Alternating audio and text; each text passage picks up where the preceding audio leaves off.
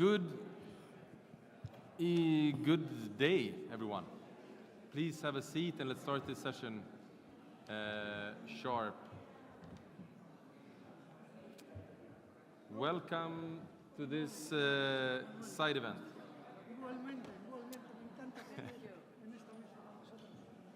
One of the best parts about this gathering is that you meet a lot of friends, right? And you have a lot to talk about. But now, I think it's time for us to start. So if you may take your seat. And I once more welcome you warmly to this side event organized by Solidar about migration, facts, and narratives. And thank you all for joining us in the midst of lunch hour. And thanks perhaps particularly to our panelists for joining us for this conversation. My name is Mikael Ley. I'm the Secretary General of Solidar. We are a progressive network of civil society organizations. We have 50+ members in 26 countries across Europe, working to advance social justice through a just transition. And this event has been organized together with our Spanish members. So a particular thank you to Movimiento por la Democracia y la Paz, MPDL, y to ACPP por la ayuda y la facilitación y por hacer que podemos estar aquí juntos todos. But I will speak in English. But this leads me to another. This kind of mix will continue throughout these 45 minutes. We will have presentations in English and some in Spanish. And I will be strict on time because... What about Italian? Italian, I'm sorry. No Italian. There's enough Italians in Brussels, I must tell you. Yeah. But no, so there will be a mix, and you are more than welcome to put on your, if you need for translation. I hope you have the equipment that you need for this. I will have to be a bit strict on time, so I will keep a timer. And if I don't do it, the organizers will, because after 40 minutes they will tell us to leave, start preparing for leaving this room. Oh, so this is on practical terms. Let me give a brief introduction to the political nature of this conversation. We are at a very important moment for us as a movement and the world. With authoritarianism and far-right politics gaining ground in a number of countries, migration has also become one of the main political battlegrounds in Europe. We see more and more fear-based narratives. We see secularization and brutalization becoming normalized, becoming politics. We see the far-right shaping public debate increasingly, and how in some instances progressive parties follow suit. We see it in current debates at EU level, such as most recently in the relation to the Return Directive and the European Parliament's position on this. This reactionary and dangerous move is a foundational element of the authoritarian backsliding we are witnessing, not just in Europe, but globally, and where political short-term wins are won at the expense of others, of international law, of human rights. This is therefore, we believe, a moment of truth for the progressive movement, as the question of migration cuts across movements, parties, and across political issues. Between those who think that triangulation is the way to win back power, embracing the idea that we neutralize the far right by becoming tough on migration as well. And those who believe that this is a dead end as a political project, and we need to stay firm and true to our ideals and to the promise of international law and human rights. The question for all of us in this room, we believe today, then is, how do we respond as a progressive movement to the challenges of migration, integration, and attempts to divide our societies through fear? How do we respond to the mainstreaming of anti-migrant narratives? For Solidar and our members, the answer is clear. We need to build a credible, progressive alternative to the rhetoric and politics of the far right. One that is based on rights, dignity, solidarity, and democracy. And this is the conversation we would like to have with all of you today. And since too much, I must say, of the discussion on migration, very often almost seen as seeming to take pride in the fact that you distance yourself from the lived realities that migration contains. Beyond the stories and in lived destinies, reducing people to numbers, lived experiences, fears, to distractions. We thought that this is exactly where we must start. So we will therefore begin not with policy, but with a lived experience. And I would like to thank so much Nada Al-Hasham for joining us this afternoon. Nada, a political Palestinian refugee from the genocide in Gaza, now rebuilding her life here in Spain. And she is here with us today to bring a human voice to this discussion on migration, dignity, and rights. And Nada, without further ado, the floor is yours. Thank you so much. Thank you.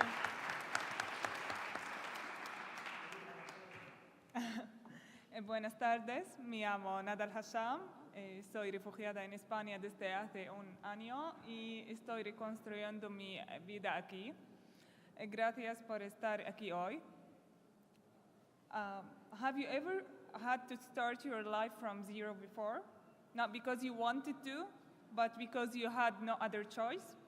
My name is Nada, and before anything else, I want to say something very simple. I'm a normal person. I had life, I had routines, plans, and dreams, just like anyone else in this room. I come from Gaza. Leaving was not a real choice for me. It was something I had to do. I survived the genocide, but I had to leave behind my home, my memories, and my entire family and people I deeply love. For some time, I stayed in Egypt, and I was safe there, but safety alone is not a life.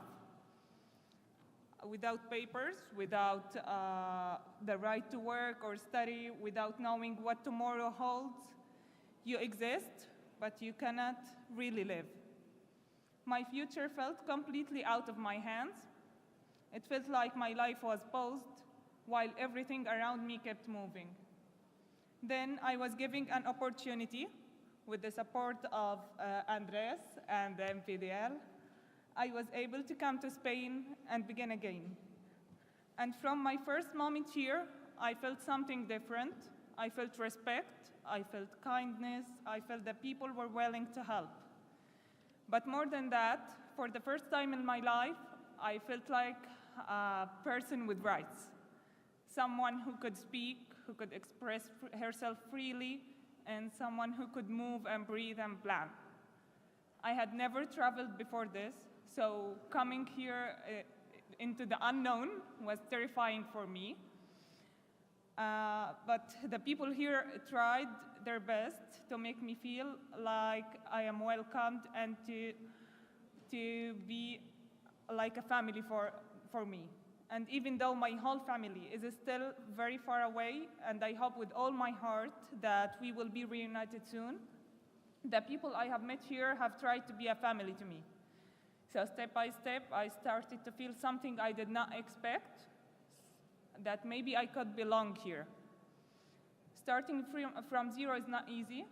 Everything is new, the language, the culture, finding a stable place to call home. I felt lost many times, and honestly, I still do feel lost sometimes. But little by little, I started building a new life.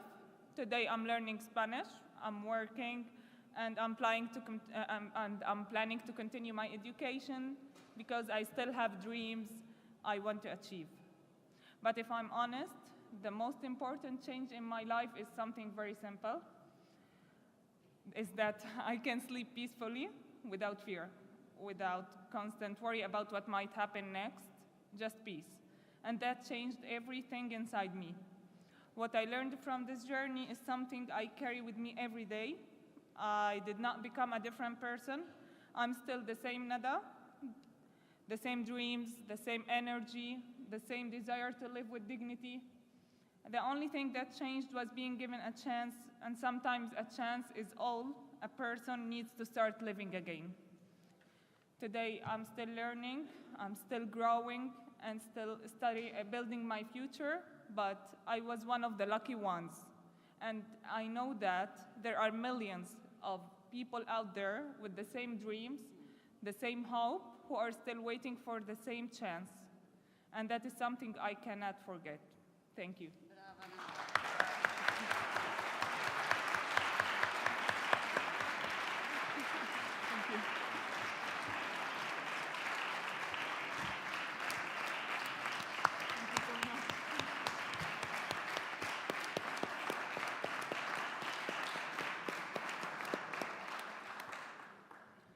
Thank you so much, Nada, for sharing your story and this open and honest way.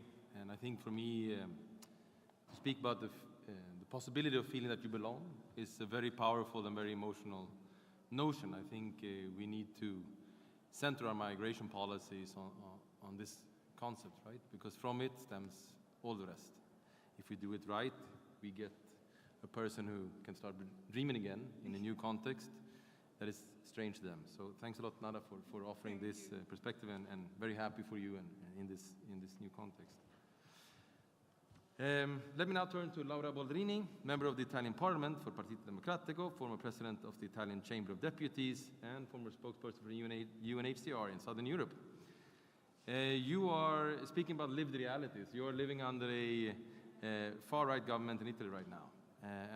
And so I wanted to ask you about this. What are the main changes to the political discourse and the narratives and the consequences that has had under the Meloni government? And from your perspective, how do you think we should respond to these sort of tidal changes to the political conversation about migration? Thank you.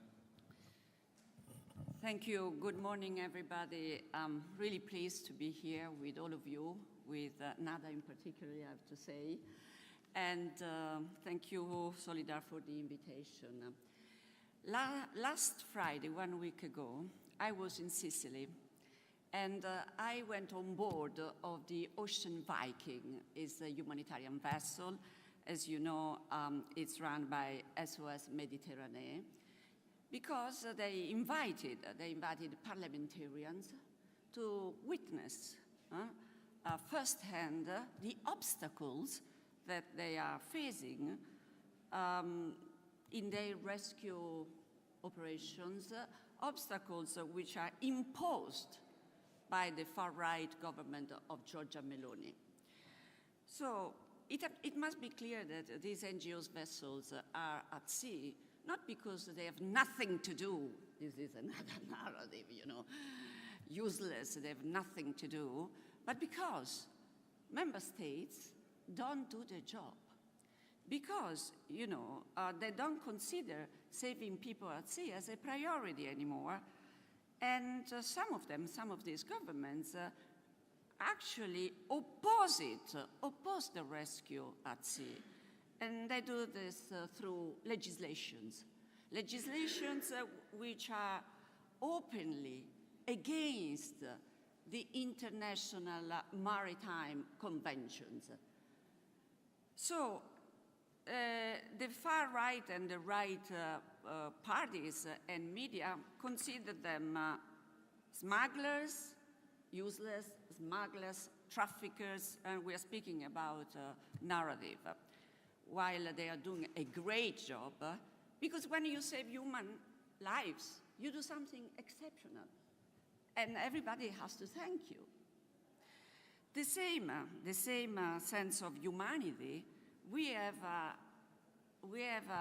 seen the same sense of humanity recently also in you know, in the response that millions of people have done, and the same call to respect fundamental rights when in so many streets and squares in the main cities worldwide, with millions of people supporting Gaza,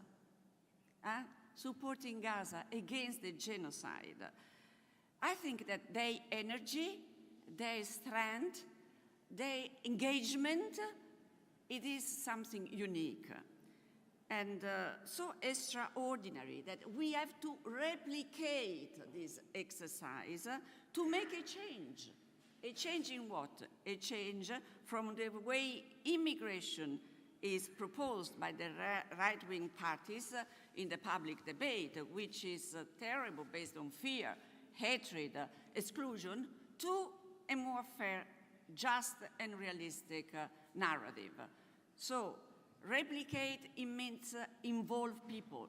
So when we say what can we do to counter the right-wing parties' fake narratives about migrants, how to respond to their rhetoric, I believe we have to make an effort, an additional effort to involve more people, more participation in our campaigns, in our initiatives, because at the end of the day we found, among ourselves, but we are already converted.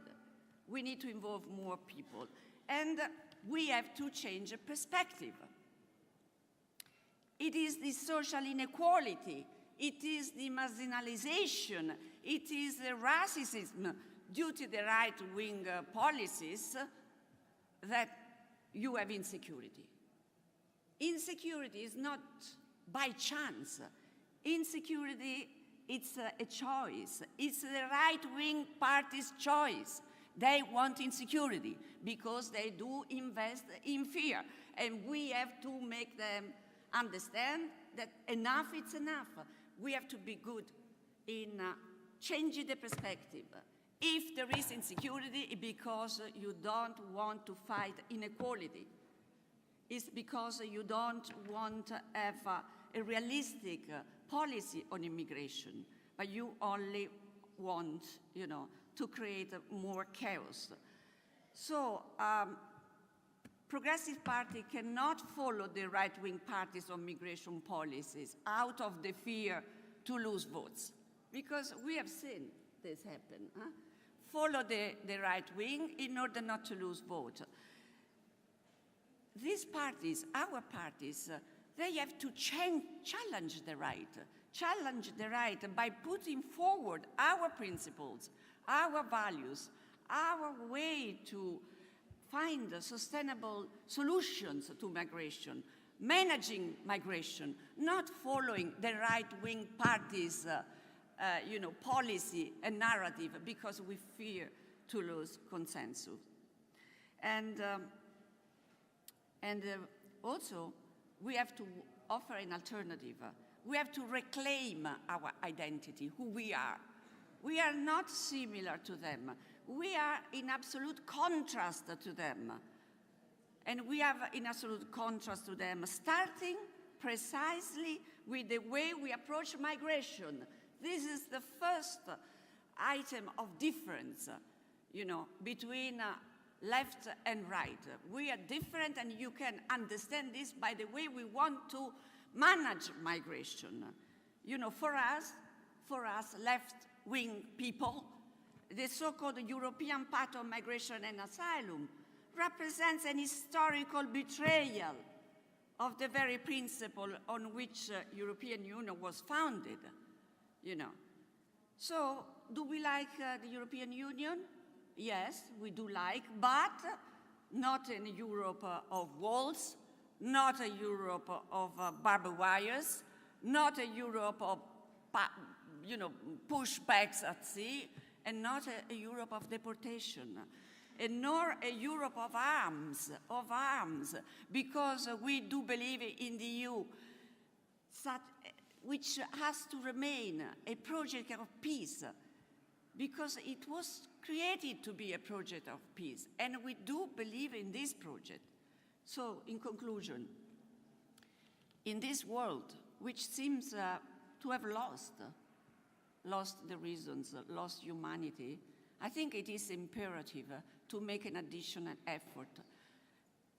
Left-wing parties, progressive parties, and civil society, they have to join forces more, to cooperate closely. To do what? To dismantle the negative, narrative of the right wing on immigration, but also to offer an alternative perspective. I think this is a step that can no longer be postponed. We underestimated this point for too long, and the result is clear to everybody. Public opinion fear migrants because of the right-wing party's narrative, and we were not capable to produce an alternative narrative and policy to this issue. So we, both parties and civil society, we have to do a lot of work, and we will. Thank you.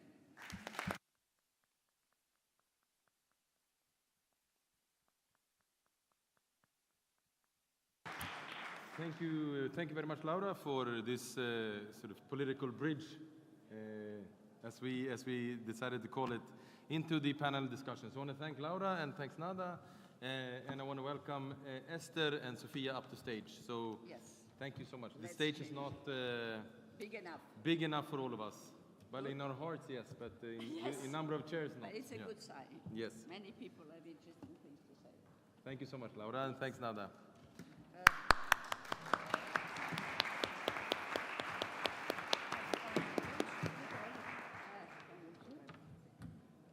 Just a second. Of course. Let me open for the wider discussion. I think your end point, Laura, is exactly to the point for us in this conversation. As we're facing this difficult political landscape, it's becoming harder to govern. It's becoming harder to win political majorities all across Europe.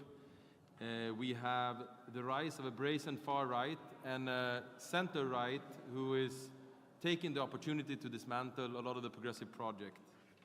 We have fragmented progressive responses to this political challenge across Europe and increasingly restrictive migration policies that follow from this. So the question for all of us in this remaining time we have is quite simple. How do we respond politically and in relation to narratives as a progressive movement? And let me first turn to Esther Lynch. Thank you so much for joining us. Esther Lynch, Secretary General of the European Trade Union Confederation. Very happy and honored that you can join us this afternoon. So from a trade union perspective, and I mean trade unions have a key role to play here in relation to the inclusion of migrants, in terms of having access to a lot of the population in our countries who are facing both these difficulties as migrants as well as the the already living population in these countries that are facing also perhaps some of the challenges. So especially in this sense, how do you look at this when it comes to access to employment and the guarantee of rights? And how can labor rights become part of a stronger progressive response to the challenges of the far right and migration? Sure. Yep. Really, really good question. So I'd like to give 3 quick answers. So the first one I would give is a big congratulations to Pedro Sanchez here in Spain for making it possible for undocumented workers to become documented.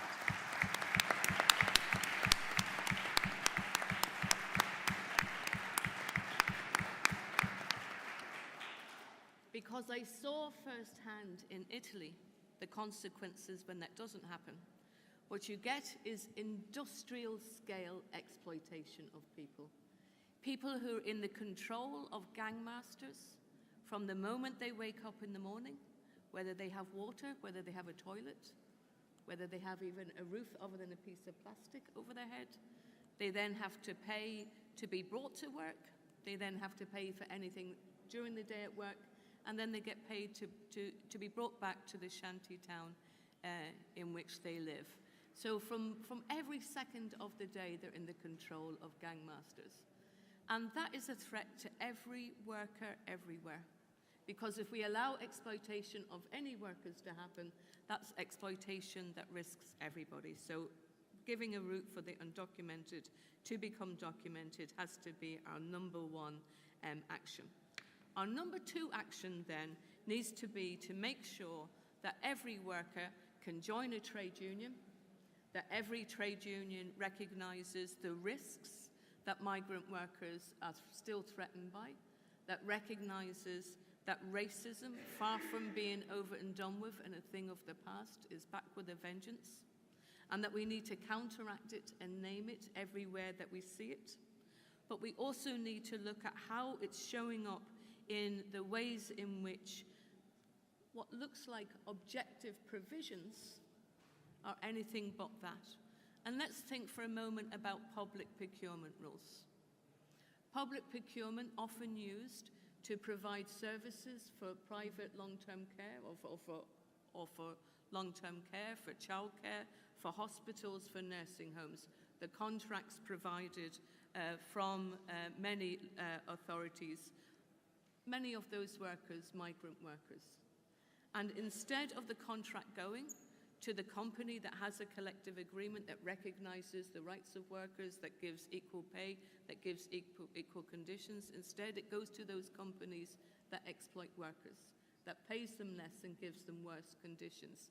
Now, in those circumstances, the far right will say, see, look, there's a migrant worker taking your job. But that's not the case. What that is it's a case of an exploitative employer winning a contract over an employer who is not exploiting their workforce. So we need to change the public procurement rules. Not to say you can't employ migrant workers, but to say you must ensure that every worker can join a union, can have a collective agreement, and gets fair terms and conditions of employment. We need to recognize the fears of working people. We need to talk to those fears, not to say you're right in the causes, you're wrong about the causes. The causes are exploitative employers, not the worker who's being exploited. And we shouldn't be afraid of having that argument, and we should name it very, very, very clearly. Then thirdly, and the final point, I want to completely agree with you about the need for a movement of movements. We need to bring the trade union movement. We need to bring the organizations who are representing migrant workers. We need to bring together the political forces who want to fight for a fair future. And we need to put at the center of that a fair economy, so that austerity rules are not again used to justify racism against people. We need to make sure that there's fairness at work, that every job is a quality job, that there's respect at work, no matter who you are, no matter what job you do, no matter where you're from, no matter who you love. All of that needs to be part of our joined up collective agenda. What I see is that all of us coming here have filled me full of hope and pride to be part of so many people, a community of people who showed up here to say that the far right haven't won. They've not won the argument, very far from it. We haven't lost, very far from it. And that we've come together to look at how do we put together a joined up plan between all of us to really win the future that we know that we can win for people, the future that we know that working people want, that trade unions want, but also that the progressive forces want. So to thank you for inviting us to be part of your discussion here as well. Thank you.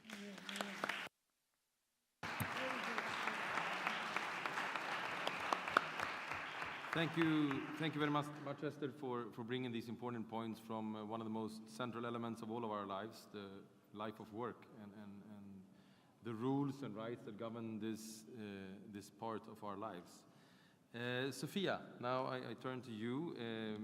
Thank you so much for joining this panel as well, from ACPP. And you have worked directly on countering hate speech and building alternative narratives. So in your experiences, what are the main challenges in combating hate speech, and what do you see have actually worked in this field of work? Very difficult question indeed. Well, first of all, good afternoon, buona tarda. Thank you so much for inviting us to be here and to speak today in the Global Progressive Mobilization, and especially in this very necessary debate. I will continue the rest of my intervention now in Spanish. Yo vengo de la Asamblea de Cooperación por la Paz. Muy rápidamente, ACPP somos una organización que nos gusta decir que trabajamos para cambiar las reglas del juego, a través de la idea de que la cultura de la paz y el diálogo y la educación son pilares fundamentales para crear esta sociedad transformadora e inclusiva que queremos. Y por eso vengo a hablar hoy de esto, sobre la parte educativa y lo necesario que es hablar en las aulas, con el alumnado, con los jóvenes, sobre discurso de odio y sobre narrativas xenófobas. Pues sí, el discurso de odio, y en particular el odio contra las personas migrantes, es uno que nos concierne especialmente. Nosotras llevamos más de 30 años trabajando en este tema, y desde la vertiente pedagógica. Y es un trabajo que, de hecho, cada vez presenta más retos, y que estos retos son cada vez más complejos. En estas 3 décadas hemos trabajado mano a mano con centenares de centros educativos, institutos, centros de educación formal y no formal de todo el Estado español, trabajando cuestiones de género, de medio ambiente, de antirracismo, etc. Y bien, vemos que este discurso de odio no solo ahora se ha expandido, sino que se ha normalizado y hegemonizado, razón por la cual estamos hoy aquí para hablar de esto. Y cosas o ambientes que nosotros pensábamos que habíamos ya ganado, ahora vuelven a causar cierta polarización, como puede ser el feminismo o el derecho a migrar. Nos encontramos que herramientas y recursos que nosotros usábamos de forma habitual ya no calan en el alumnado, ya no llegan a los jóvenes y, de hecho, cada vez hay más resistencia en el aula. En parte creemos que este fenómeno es, sin duda, pues, por la agilidad de los mensajes y la simplificación y la desinformación de redes sociales, y también por esta sociedad cada vez más individualista y con menos pensamiento colectivo que tenemos hoy en día. Esta falta de pensamiento colectivo al final dificulta mucho que se hable de derechos, ya que estos derechos tienen que hablarse de forma colectiva. Pues ante esa situación, muy rápidamente explicaré un fenómeno que nos ha pasado con una campaña digital que teníamos en ACPP llamada Cómplices. Es un proyecto que justamente nos surgió por esta erosión del debate público y esta desinformación, presencia de rumores y de discurso de odio digital. Nos centramos en estadísticas como la del Digital News Report del 2024, que decía que el 95% de la generación Z pasaba unas 6 horas al día en Internet, y este Internet quiere decir redes sociales justamente. Y o sea, viendo a diario esos discursos de desinformación, esos discursos simplistas que atentaban contra colectivos vulnerables. Pues bien, creamos esta experiencia innovadora poniendo la comunicación al servicio de la educación, justamente, funcionando en formato de chatbot. ¿Qué quiere decir esto? Que presentábamos una situación con una pregunta al usuario que entraba en nuestra campaña digital, y esta pregunta tenía siempre 3 respuestas, A, B o C, que el usuario tenía que responder. Os pongo un ejemplo bastante ilustrativo y del tema justamente que nos concierne hoy. Al usuario de la campaña se le ponía una situación en que en un aula un alumno decía que no quería trabajar con otro alumno por el hecho de que fuera migrante. Pues bien, entonces al usuario se le pregunta cómo respondería a esta cuestión. La respuesta A decía que no se puede juzgar a alguien por su origen. La pregunta B, que es normal que no quiera trabajar con él y que mejor que se junte con otra persona. Y la C directamente decía que este tipo de personas migrantes siempre daban problemas. Pues nos encontramos que, por suerte, por decirlo de alguna manera, solo el 3,3% respondía a esta última frase, la más discriminatoria, pero en lo que nos quisimos centrar y lo que creímos más problemático es que el 59,3% respondían la segunda opción, la más ambigua, la más de la zona gris. Y es justamente ahí donde quisimos intentar encontrar la solución. Y ahí intentaré dar en mis conclusiones un poco la respuesta a la pregunta que se ha planteado. Pues bien, hay esta zona gris que no simpatiza con el odio, pero que sí que da pie a que se normalicen y se hegemonicen estos discursos. Es el típico de yo no generalizo, pero muchos son así, no es un discurso de odio, sino que es mi opinión, etc. Y es ahí donde tenemos que incidir. Pues bueno, esta herramienta justamente creemos que es un buen ejemplo de cómo se tiene que tratar estos temas en el aula, ¿no? Creando el debate, creando un espacio de debate con el alumnado, con los jóvenes, que muchas veces, por el hecho de Internet y por el hecho de la sociedad individualista, no tiene este espacio donde decir primero cómo se sienten y después poder ponerlo en común y poder dialogar, empatizar y, bueno, crear un diálogo en el que podamos ver cómo salir de este discurso de odio. Pues bueno, en conclusión, ¿no? ¿Cómo solucionamos este tema? ¿Cómo intentamos hacerle frente? Nosotras creemos que la solución es creando contranarrativas o narrativas alternativas al discurso hegemónico de odio. Es decir, no una narrativa que simplemente lo contradiga, sino cambiar directamente el foco del debate. Muchas veces nos centramos en hablar sobre discurso racional, sobre cuáles son los datos, sobre desmentir la información falsa, y hemos visto al final que esto ya no cala como calaba antes.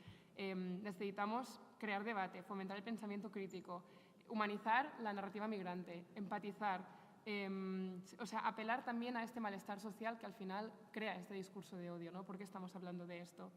Y por último, solución que mis compañeros ya también han comentado, pero también lo tenía yo escrito para reiterar la importancia, creando redes, trabajando con sociedad civil, con ciudadanía, con gobiernos, también de manera internacional, y por eso es tan importante tener estos espacios y este Global Mobilization tan importante.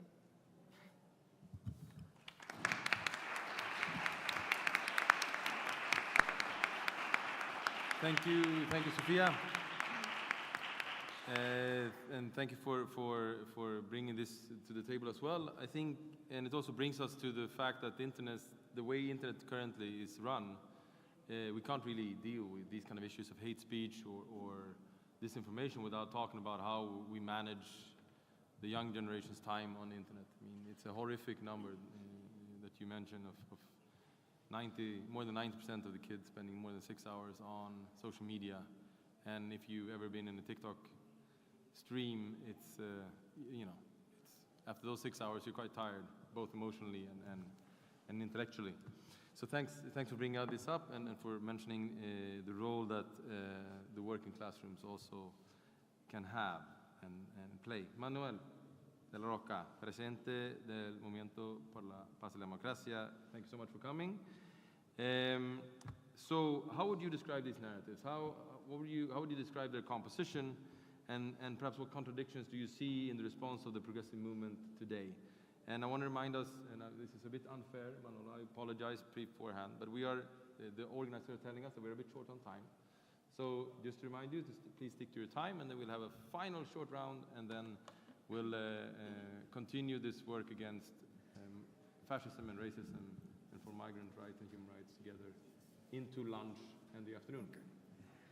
Pues muchas gracias, Micael. Voy a hablar también en español. Mi inglés no es demasiado bueno como para poder expresarme en él.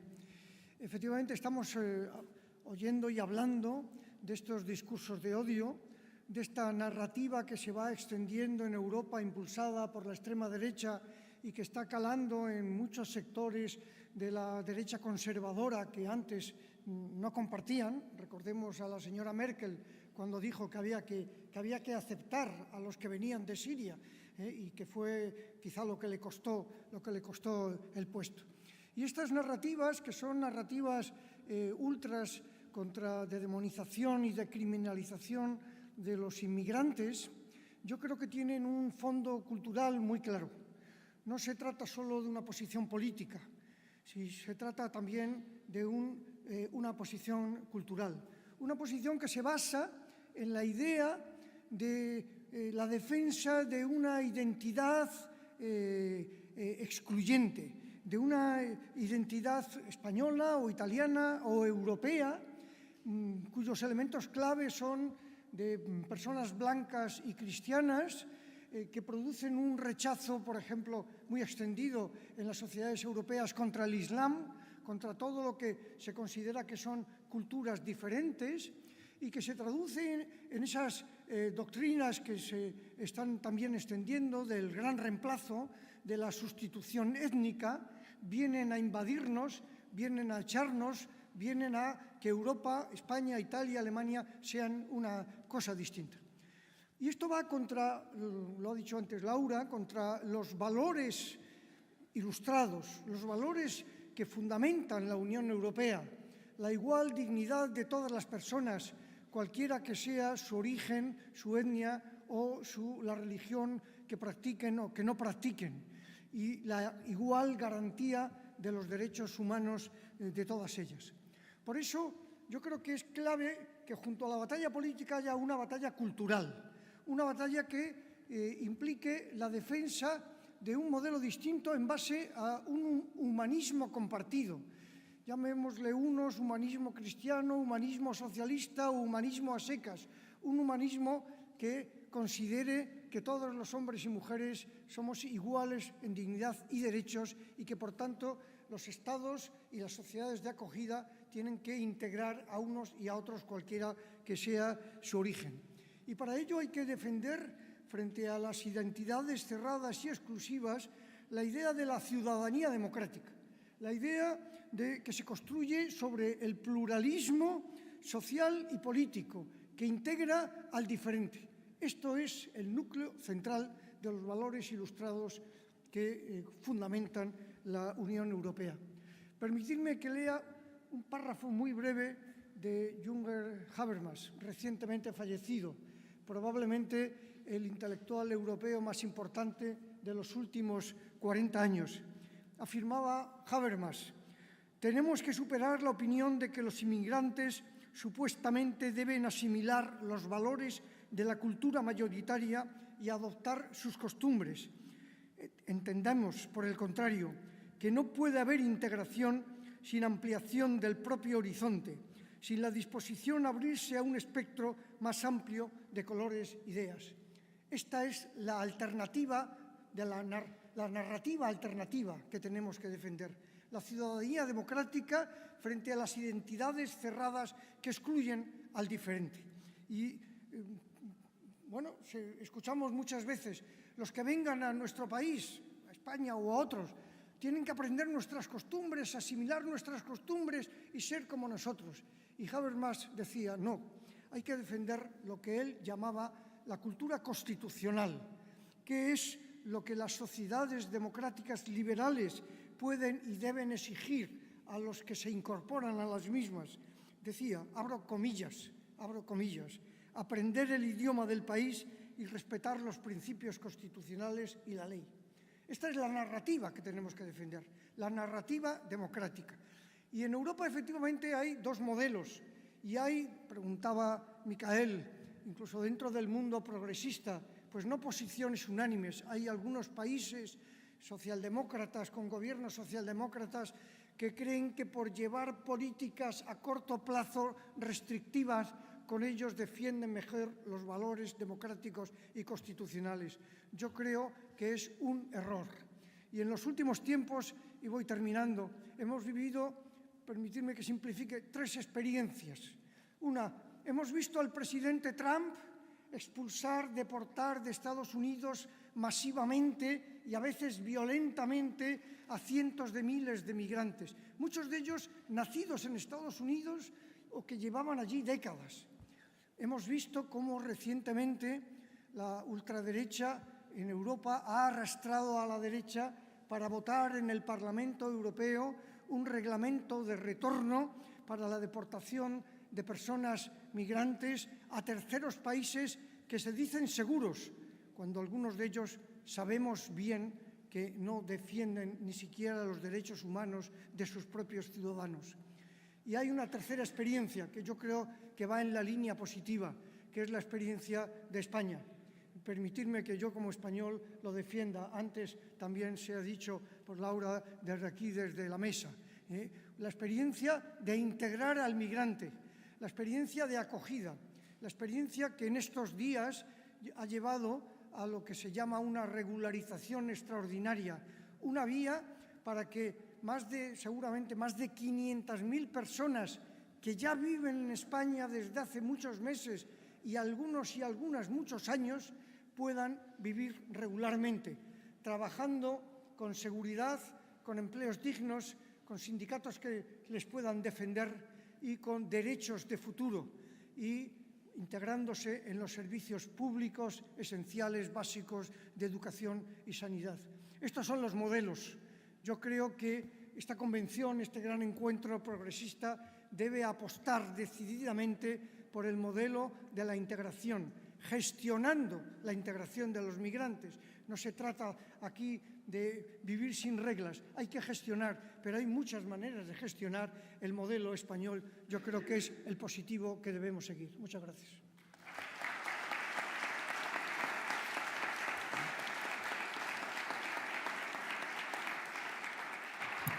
Thank you so much, Manolo, for these. That will be our final words for this conversation. I'm so sorry. We had a plan for a sort of finalization that would be, but you're always ambitious in setting up these conversations.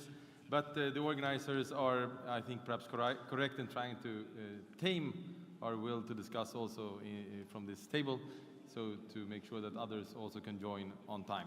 So I do apologize. Maybe just to say one thing, I think one thing that we can take away from these conversations, and I want to thank again all the panelists for joining us in this discussion. There's no migration policy without narratives, and there are no credible narratives without rights. There are no rights without political will. And we have a political choice as progressives.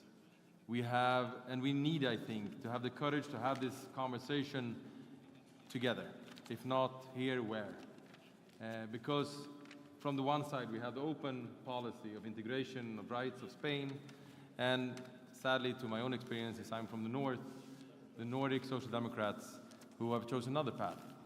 And we need to discuss this face to face and find a common way forward where we continue to emphasize rights and to advance our progressive project, respecting everyone who comes to our shores. So thank you so much for coming. I hope this discussion can continue. Thank you.